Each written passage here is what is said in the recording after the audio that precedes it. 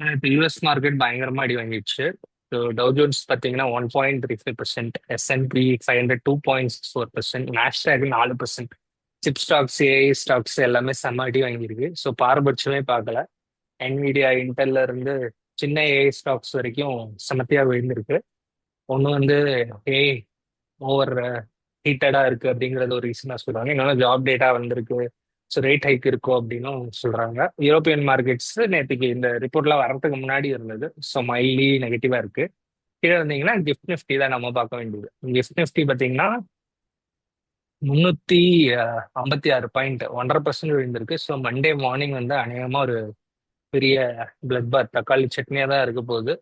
Indian market திரும்பவும் விழுக போகுது. ஸோ 23 300 310 அதுதான் வந்து நமக்கு ரொம்ப நாளா சப்போர்ட்டா இருந்தது. இப்போ அந்த லெவலை வந்து நாளைக்கு பிரேக் பண்ணி எங்கேயோ போக போகுது. 2300 கீழே கிஃப்ட் நிஃப்டி காட்டுது. நாளைக்கு எவ்வளோ 300 350 பாயிண்ட் விழுந்ததுன்னா நம்ம அந்த குரூஷியல் சப்போர்ட் ஜோனை பிரேக் பண்றோம். எங்க போய் முடிய போகுதுன்னு யாருக்கும் தெரியாது. அதுதான் நம்ம இப்போ டெக்னிக்கல்ஸ் பார்க்க போறோம். ஸோ இது போக பார்த்தீங்கன்னா மெயினா இந்தோனேஷியன் மார்க்கெட் 4%, சவுத் கொரியா வந்து ஒரு 5.87%, 6% கிட்ட விழுந்திருக்கு.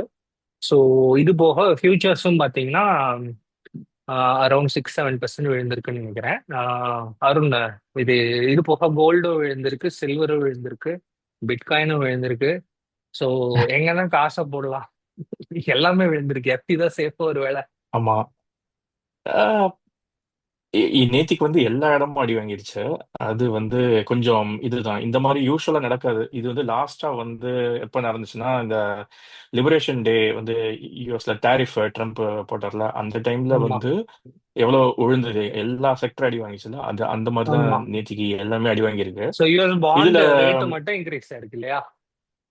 ஆமா, பாண்ட் வந்து ரேட்ஸ் இப்ப வந்து ஆம், இந்த ஸ்ப்ரெட் சொல்லுவாங்க, யூஎஸ் 10 இயர் ஈல்டு, 10 வருஷம் ஆமா. ஈல்டு, 2 வருஷம் ஈல்டு, அந்த ரெண்டுத்துக்கும் ஆ, கேப் டிஃபரன்ஸ் பார்ப்பாங்க. வைடன் அந்த ஆயிருக்கு. Difference okay. வந்து ஆம், அதாவது 10 இயருக்கும் 2 இயர்ஸ்க்கும் எவ்வளவு டிஃபரன்ஸ் வருதோ அது இறங்குது ம், அப்படின்னா, அப்ப வந்து ம். உங்களுக்கு யூஸ்வலா இந்த மாதிரி ரேட் ஹைக் இது இருக்கிற மாதிரி இது இருக்கும்.